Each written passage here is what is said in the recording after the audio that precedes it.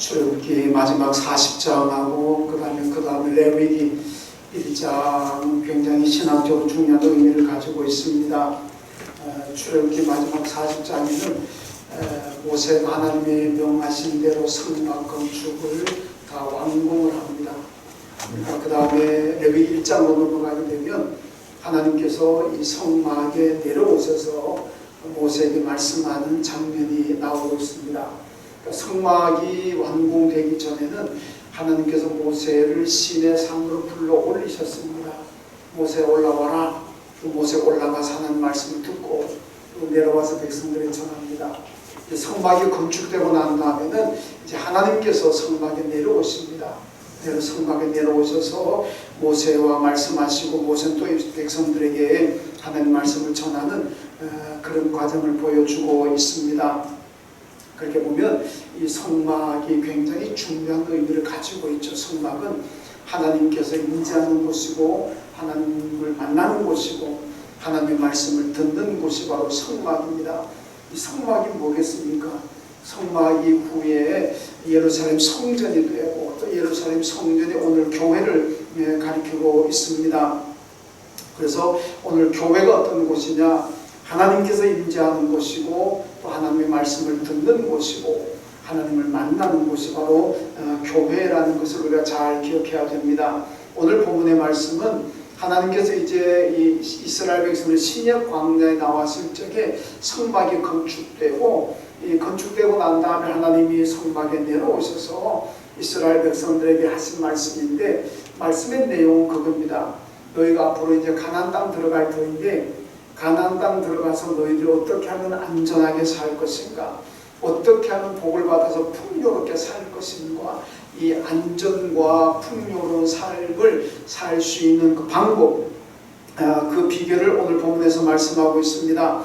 오늘 보면 11절에 보면 내가 내 성막을 너희 중에 세울 것이라 이렇게 말씀합니다. 하나님께서 오늘 저와 여러분 안에 성막을 세우신다 그랬습니다. 성막이 뭡니까? 하나님께 예배하는 곳이잖아요. 그러니까 우리 안에 성막이 있다는 것은 내가 하나님께 예배하는 사람이 된다는 겁니다. 내 안에 성막이 세워지고 하나님 앞에 온전히 예배가 드려질 때 가나안 땅에서 또 우리가 살아가는 이 땅에서 안전하게 또 하나님의 축복 가운데 살아갈 수가 있다는 말씀입니다. 이런 가나안 땅은 양면성을 보여주고 있습니다. 열 사람의 정탐꾼들이 보고했던 것처럼 가나안 땅은 이스라엘 백성들을 삼키는 땅이 될 수도 있습니다. 삼킨다는 건 죽음의 땅이라는 거잖아요. 땅이 갈라져가지고 이스라엘 백성들을 삼켜버렸잖아요. 그런 것처럼 가나안 땅은 이스라엘 백성을 삼키는 땅, 이스라엘을 죽이는 그런 땅이 될 수도 있고 또 반대로 가나안 땅은 젖과 꿀이 흐르는 그런 축복의 땅이 될 수도 있다는 말씀입니다. 땅은 똑같습니다. 이런 가나안 땅이 뭐 다릅니까? 다 똑같은 땅인데 똑같은 땅이지만 이스라엘 백성들이 어떻게 하느냐에 따라서 가나안은 이스라엘을 죽음으로 몰아가는 땅이 될 수도 있고 반대로 가나안은 이스라엘에게 젖과 꿀이 흐르는 그런 풍요롭고 정말 복받은 그런 땅이 될 수도 있다는 겁니다. 여러분 우리나라는 이 풍수지리설이라는 것이 있잖아요. 저희 외할아버지도 옛날에 풍수지리를 좀 보셨습니다. 제가 어릴 때 보면 우리 외할아버지를 초청하셔가지고 사람들이 산에 다니면서 어디다 묘터를 쓸까요? 어디다 집을 지을까요? 이거 좀 봐달라 그래가지고 저희 외할아버지가 저희 집에 자주 오셔가지고 그거 봐주던 그런 기억이 있거든요. 저희 외가는 원래 예수를 안 믿었기 때문에 뭐 그렇게 했는데 오늘날도 보면 풍수지리설을 많이 따른 사람들 있잖아요. 이제 뭐 내년에 대통령 선거 있습니다만은 대통령 선거 가까우면은 이 풍수지리설로 사람들이 자꾸 해석을 하려고 합니다. 그 대통령 후보자의 조상묘가 어디 있느냐. 이게 풍수지리설로 봤을 때에 이 조상묘가 있는 땅이 후손이 잘 되는 땅인가 아니면 후손이 잘 안 되는 땅인가. 그리고 그거 따라 또 이장을 하기도 하고 이게 뭡니까? 풍수지리, 그러니까 땅이 좋은 땅이 있고 후손이 잘 되는 땅이 있고 후손이 안 되는 못 되는 땅이 있다는 거 아니겠습니까? 그게 풍수지리에서 결정을 합니다. 거기에 따라서 뭐 집을 짓기도 하고 이장을 하기도 하고 하여튼 그런 것을 많이 볼 수가 있는데 이건 분명히 성경적인 것은 아닙니다. 풍수지리에서는 이미 복받는 땅이 있고 복받지 못한 땅이 정해져 있다는 겁니다. 그게 풍수지리라는 거는. 그런데 성경은 그렇지 않습니다. 어디에 땅이든 상관이 없습니다. 어느 땅이든지 간에 복을 받을 수 있는 땅, 복을 받을 수도 있고 똑같은 땅이지만은 복 받을 수도 있고 반대로 망할 수도 있는 땅이라는 겁니다. 그 기준이 뭡니까? 하나님 섬기는 믿음입니다. 하나님을 잘 섬기면은 여러분 그 사람이 어디에 살든지 간에 그 사람이 사는 곳은 적과 꿀이는 축복의 땅이 될 수가 있고 아무리 무슨 풍수지리설이 뭐 좋은 땅이라 그래도 하나님 잘 섬기지 않으면 그 땅은 나를 삼키는 땅이 될 수가 있고 나를 망하게 하는 그런 땅이 될 수도 있다는 말씀입니다. 그러므로 우리 성도들은 여러분이 사시는 곳이 어딘든지 간에 그 삶의 자리를 적과 꿀이 흐르는 축복의 땅으로 만들어야 됩니다. 어떻게 만들 것인가? 어떻게 하면 오늘 여러분이 살고 있는 그 땅이 정말 적과 꿀이 흐르는 축복의 땅이 될 수 있겠습니까?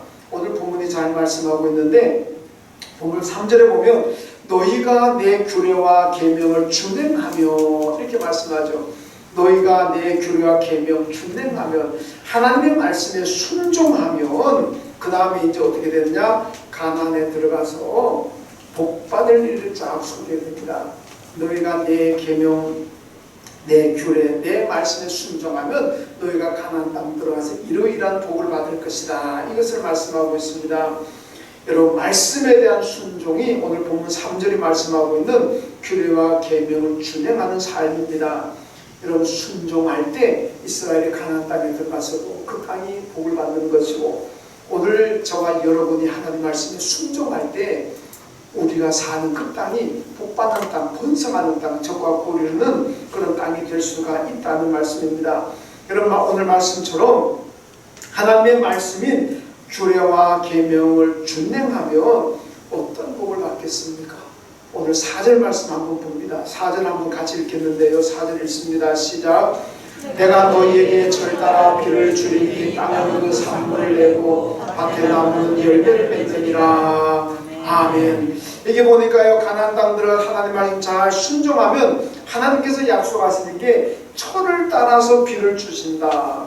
그러면은 그 땅은 산물을 내고 밭에 나무는 열매를 맺을 것이다. 이렇게 말씀하죠.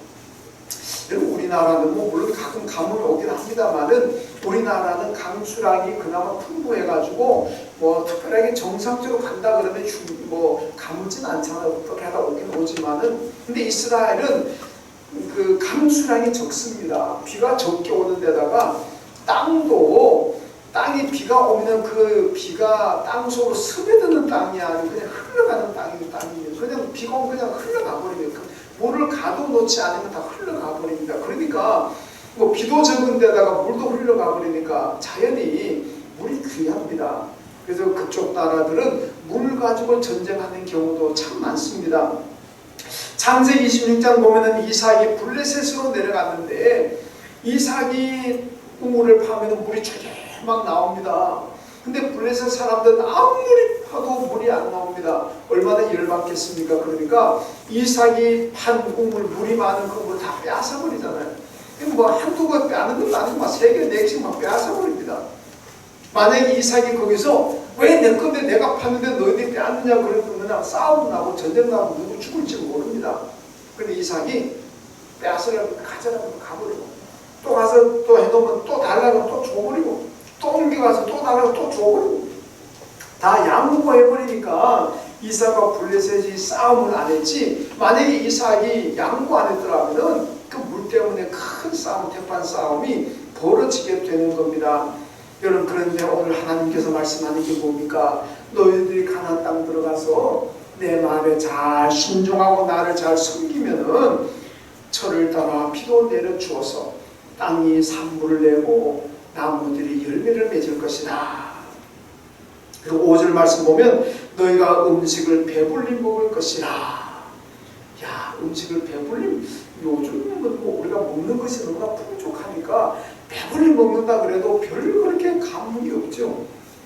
근데 사실 제가 어릴 때는요 배불리 먹는다는 건 굉장히 그것도 대단한 거였습니다. 이제 워낙 삶이 좋아져서 그렇지 종살이하던 이스라엘 백성들에게 너희가 가나안 땅 들어서 배불리 먹을 것이다.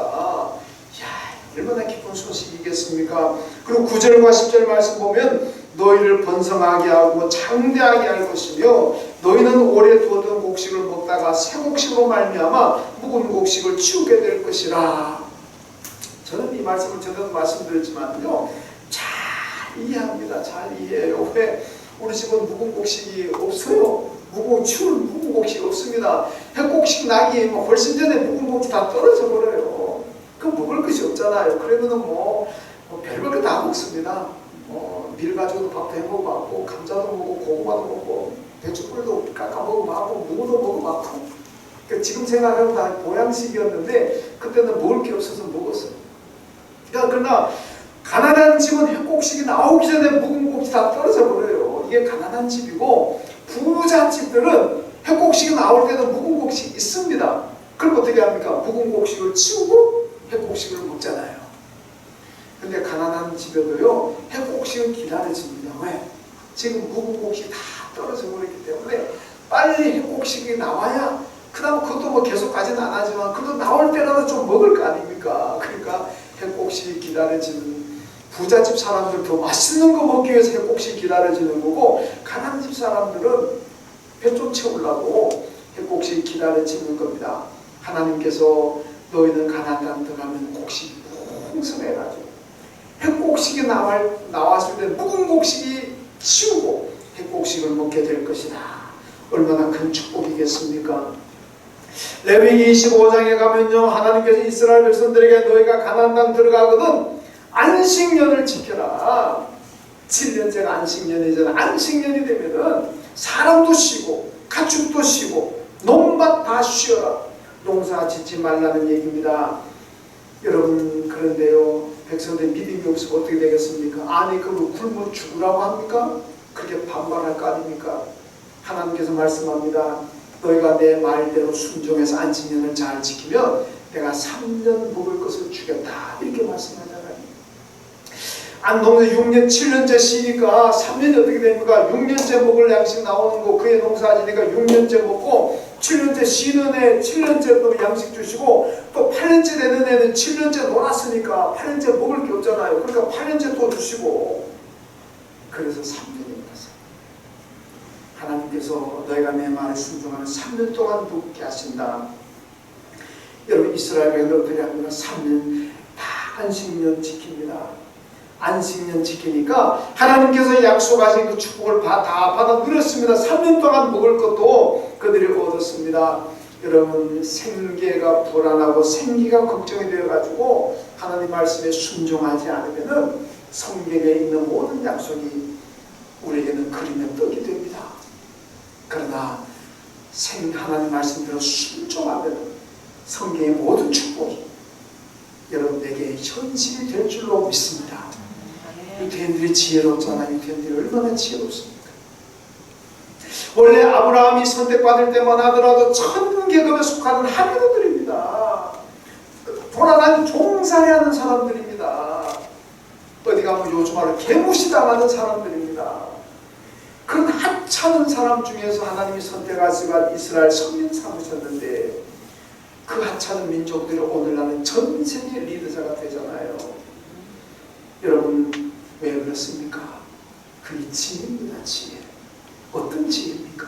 우린 지혜롭다 그러면 단순히 머리가 비상하고 IQ가 높아가지고 무슨 과학도 과학적으로도 무슨 경제적으로 문화적으로 잘하니까 지혜롭다. 그것도 맞는 얘기지만은, 그러나 유대인들이 근본적으로 지혜로운 것은 그들이 하나님을 섬기는 지혜입니다.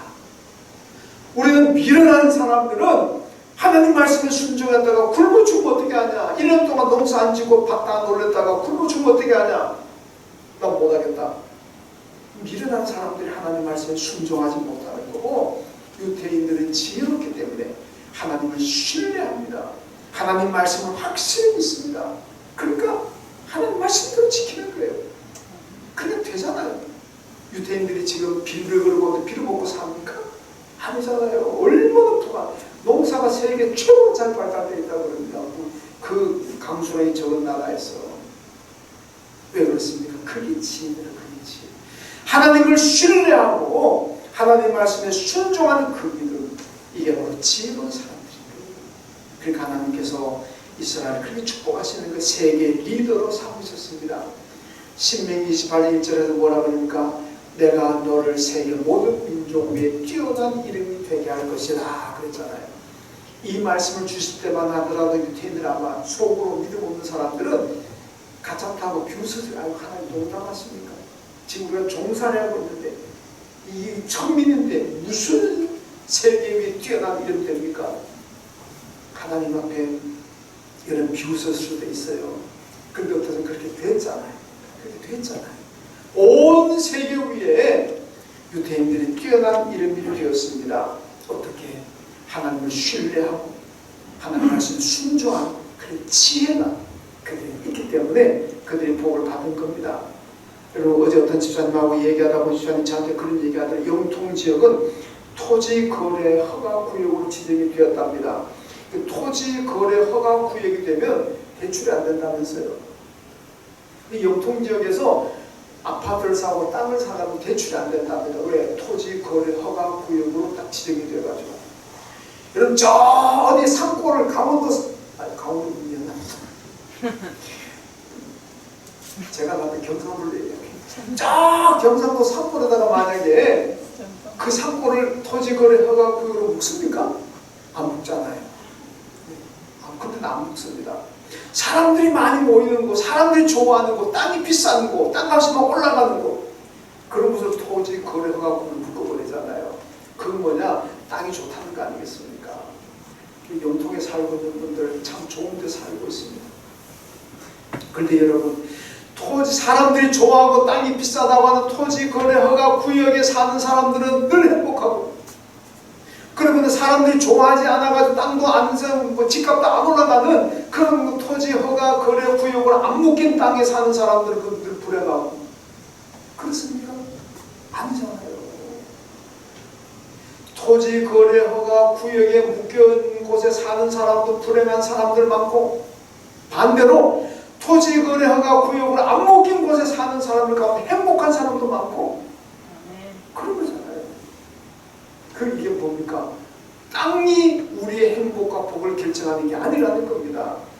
여러분 성경대로 우리가 어디에서 살든 토지 허가 거래 구역에 묶인 땅에 살든 그 묶이지 않은 땅에 살든 산골에 살든 명동에 살든 여러분 어디서든지요 하나님을 잘 섬기고 하나님 말씀에 잘 순종하면 그곳이 바로 저가 구리는 땅이고 그곳이 바로 축복이 넘치는 땅인 줄로 믿습니다. 여러분 어디든 하나님 잘 섬겨야 됩니다. 그래야 여러분 번성할 수가 있고 하나님 축복을 받을 수가 있습니다. 여러분 어디 곳 사시든지 간에 허가 거래 구역으로 묶인 곳에 사시든지 안 묶인 곳에 사시든지 어디서든 하나님 잘 섬기십시오. 그러면 여러분 그곳이 바로 적과 꿀이 흐르고 번성하고 창대하게 되는 그런 축복의 땅이 될 줄로 믿습니다. 그 다음에 6절에 8절까지 말씀은 하나님이 이렇게 말씀합니다.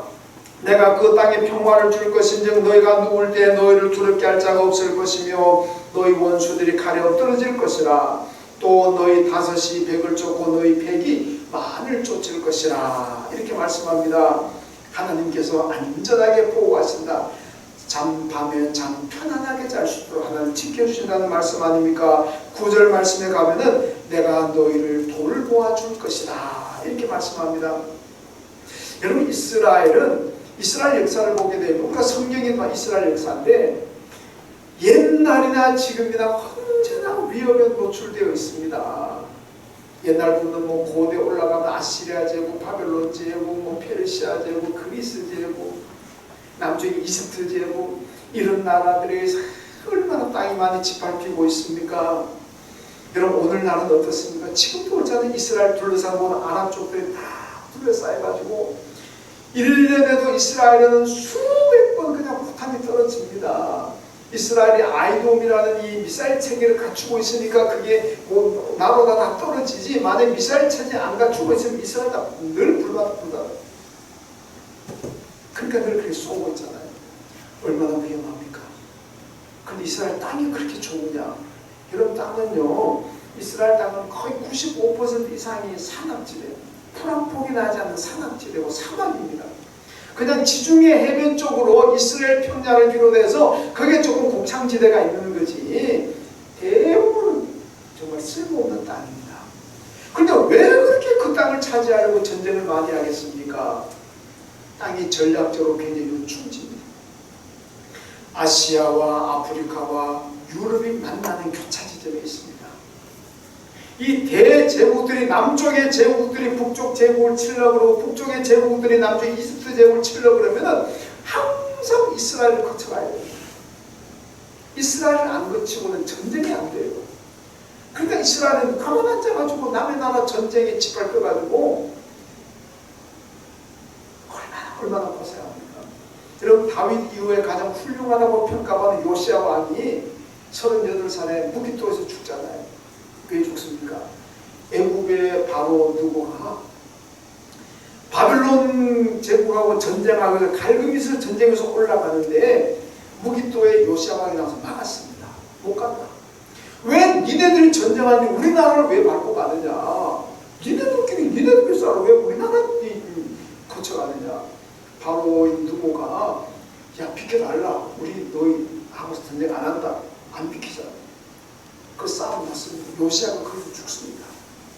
그러나 다음에 애굽의 군대가 갈그미스 가가지고 바벨론한테 참패당합니다. 그리고 퇴각해요. 왜? 요시아와 전쟁하느라고 이미 전력 손실을 입었습니다. 그 상태에서 가서 싸우니까 뭐 전쟁이 되겠습니까? 박살나고 퇴각하는 그런 이야기도 성경에 나와 있습니다.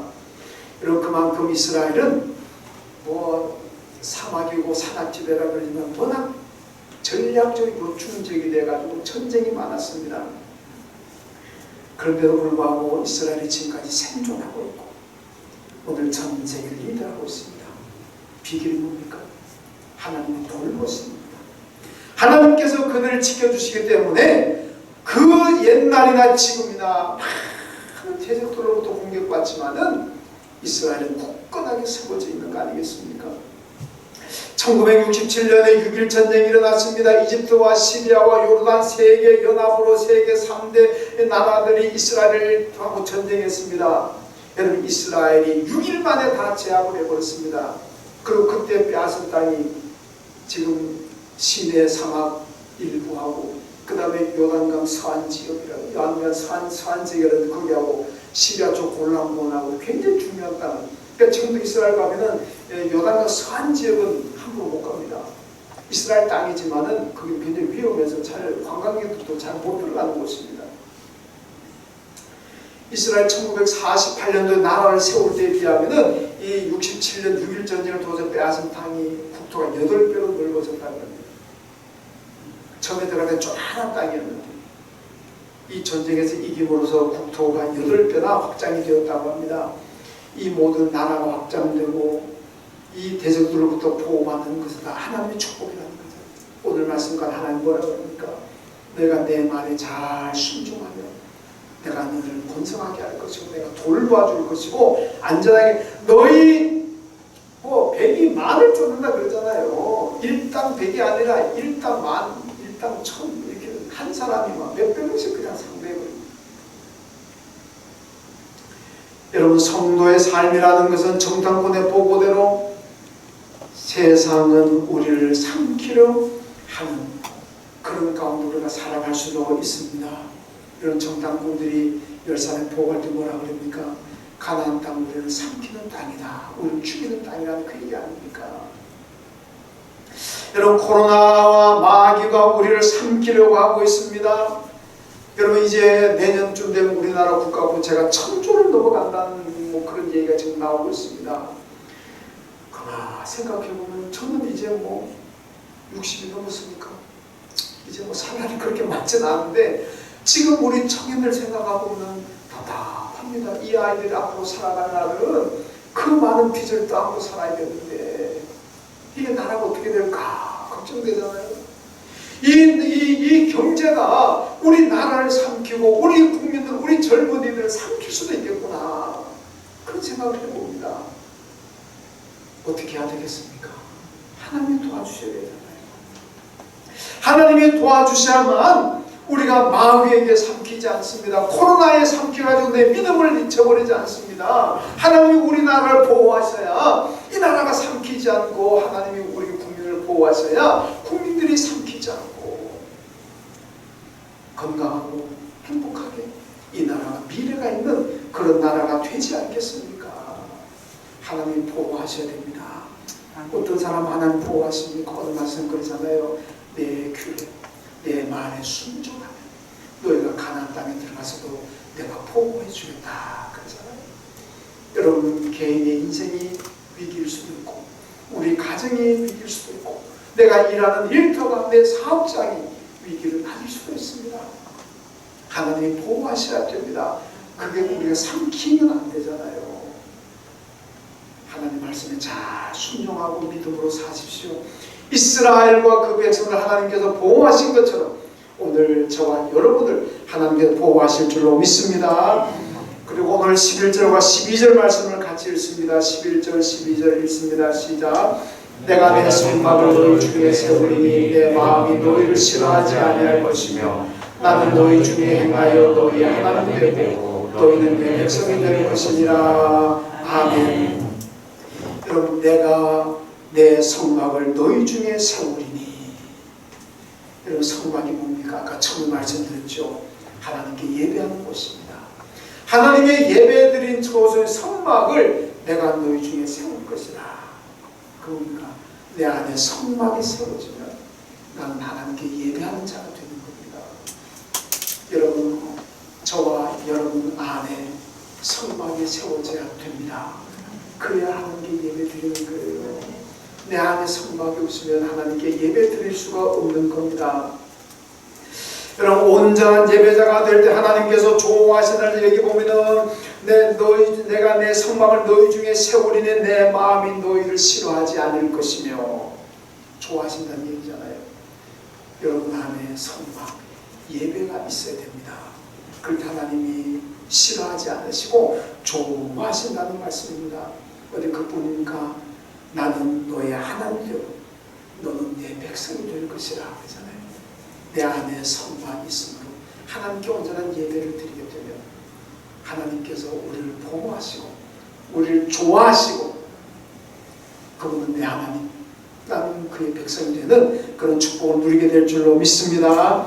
여러분, 제가 좋아하는 독일 신학자가 디트리히 보네퍼라는 신학자가 있는데, 이분의 신도의 공동생활 쓴 책이 있습니다. 이 책에서 보네퍼가 뭐라고 얘기하냐면, 예수의 제자가 된다는 것은 세상에서 교회로 움직이는 움직임이라고 했습니다. 이게 무슨 얘기냐면, 여러분, 정말 예수의 제자들은 마음과 그 몸과 삶이 언제나 교회를 향한다는, 교회를 향하는 거예요.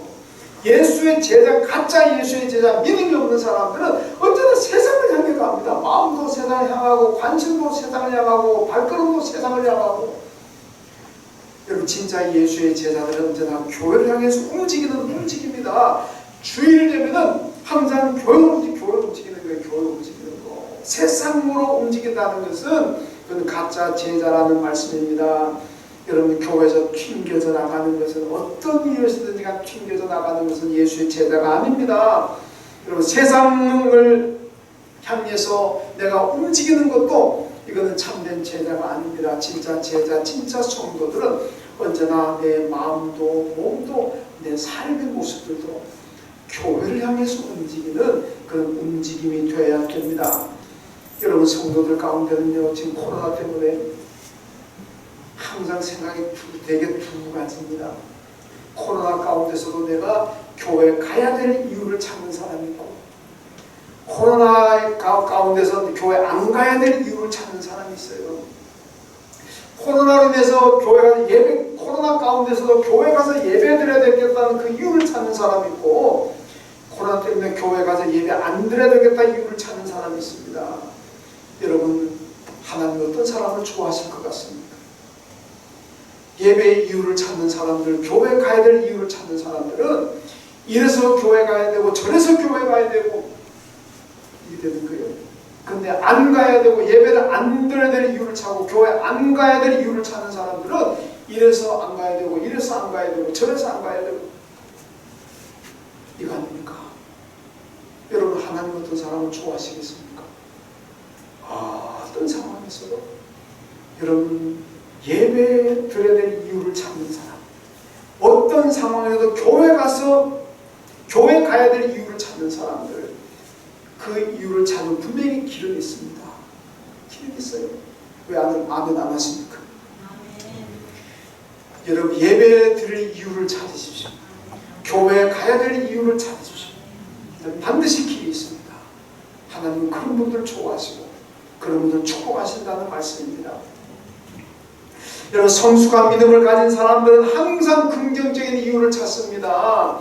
그러나 반대로 미성숙한 신앙을 가진 사람들은 항상 부정적인 이유를 찾습니다. 안 해야 되는 이유를 찾아 안 가야 되는 이유를 찾고 안 해야 되는 이유를 찾는 겁니다. 믿음이 좋은 분들은 내가 하나님께 가서 해야 되는 이유를 찾습니다. 성전에 가야 되는 이유를 찾습니다. 여러분 우리 예한 가족들 교회 다 나오셔도 괜찮아요. 뭘 그렇게 들어왔습니까? 이렇게 얘기해도 다음 주 제가 놀래요. 얼마나 고마우신지. 지금보다 훨씬 더 나오고 우리 교회 다 나와도 아무 상관없어요. 여러분 꼭 가정에서 예배 드리신 여러분들 교회 가야 될 이유를 찾으십시오. 성전 예배 드려야 될 이유를 찾으십시오. 그러면 길이 있고 하나 축복하십니다. 자, 안 가야 될 이유 찾지 마세요. 코로나 때문에 믿음 다 망가집니다. 이런 믿음을 가진 성도들은요 항상 계획을 세워도 주일 예배를 피해서 계획을 세웁니다. 예배 시간에는 어떤 일이 있어도 계획 안 세웁니다. 예배 시간 이외의 시간을 잡아서 계획을 세우는 거지 언제나 예배는 다 이 예배 시간은 누구도 침범하지 못한다. 세상을 향하는 성도는 자기 편리한 시간대에 계획을 세웁니다. 그렇기 때문에 예배도 못 드리고 봉사도 못하는 겁니다. 여러분 오늘 말씀처럼 내 안에 여러분 안에 성막을 꼭 세우십시오. 그래서 언제나 예배를 잘 드리십시오. 왜 예배가 중요한지 아십니까? 구약 성경 예레미야와 고단 예레미야 다음에 예레미야가 있고 에스겔 나옵니다만은 예레미야와 에스겔서를 보면요 예레미야서는 남왕국 유다가 바벨론에게 멸망하기 전에 나왔던 말씀이고 에스겔서는 바벨론에게 멸망하고 난 다음에 포로지에서 나왔던 말씀입니다. 남왕국 유다가 바벨론에게 멸망하기 전에 나왔던 이 예레미야서를 보면요 예레미야 17장에도 하나님께서 이렇게 말씀하십니다. 안식일을 거룩히 여겨 어떤 일이라도 하지 아니하면 이 성은 영원히 있을 것이며 다윗 시대에 축복이 있을 것이다. 이렇게 말씀합니다. 나라가 망하기 전에 너희들이 안식일을 잘 오늘날 말하는 주일 예배를 잘 드리면 이 예루살렘은 영원할 것이고 다윗 시대에 받아든 그 축복을 받아가지고 풍성하고 번성할 것이다. 이렇게 말씀합니다. 그런데 바벨론에게 망해버렸습니다. 왜 망했습니까? 안식일 안 지켰다는 거 아닙니까? 예배 안 드렸다는 얘기 아닙니까? 그래서 망하고 난 다음에 에스겔서가 나오잖아요. 에스겔서 20장 16절에 보면은 이스라엘이 나의 안식일을 더럽혔다 이렇게 말씀합니다. 그리고 에스겔 22장 8절 말씀에도 이스라엘이 나의 안식일을 더럽혔다. 그래도 똑같은 말씀이 반복되고 있습니다. 왜 유다가 망했느냐? 나의 안식일을 더럽혔다. 이게 이유입니다. 군사가 없어가지고 무기가 없어가지고 나간 거 아닙니다. 안식일을 더럽혔기 때문에 망했다고 하나님께서 말씀합니다. 여러분 안식일을 더럽히는 게 뭡니까? 안식일을 안 지키는 거잖아요. 여러분 주일을 더럽히는 게 뭡니까? 주일 예배 안 드리는 거예요. 여러분 주일 예배를 잘 드리면 주일을 더럽히는 게 아닙니다. 주일 예배 안 드리고 등산 가고 골프 가고 놀러 가고 어디 가고 그러다가 오늘날 주중에 어디 한 시간 나면은 예배 유튜브 예배 장막 들어갔다가 나가고 그러니까 우리 교회 아까도 말 조회수가 보면 주일 예배 끝나고 조회수 딱 하긴 하면은 한 3, 1, 2 합쳐가지고 3, 40명 되는데 이제 주말 정도 가보면은 한 50, 60배, 70배 올라갑니다. 그게 뭡니까? 주일날은 안 되고 딴 데 가서 딴짓하다가 주중에 들어온다는 거 아닙니까? 여러분 그게 대단히 미안하지만 에스겔서의 말씀대로 한다면 안식일을 더럽히는 겁니다. 안식일을 더럽혀가지고는 하나님의 축복을 받을 수가 없다는 걸 잘 기억해야 됩니다. 여러분 내 안에 성막을 세우시고 온전한 예배를 드리십시오. 그래서 여러분의 삶의 현장이 여러분의 일터가 적과 꿀이 흐르는 그런 축복의 땅이 되시고 축복의 자리가 되시고 여러분이 사는 곳이 언제나 하나님의 보호를 받아서 코로나 가운데서도 끄떡없이 여러분의 인생을 행복하게 살아가시길 주님의 이름으로 축원합니다. 아멘. 감사합니다. 내 안에 성막을 세우라고 말씀하셨습니다. 우리 한 가족들 모두가 이 어려운 가운데서도 우리 안에 다 성막을 세워서 하나님 앞에 온전한 예배 드리게 하여 주옵소서. 우리가 어디에든지 예배의 자리를 굳게 지키게 하시고 온전한 예배 드리게 하시며 안식일을 주일을 더럽히는 사람 없게 하여 주셔서 이 예배를 잘 드림으로 내가 살아가는 그 현장이 적과 꿀인 축복의 땅이 되게 하시고 하나님의 보호받는 축복의 자리 되게 하여 주옵소서. 예수님의 이름으로 기도하옵나이다. 아멘.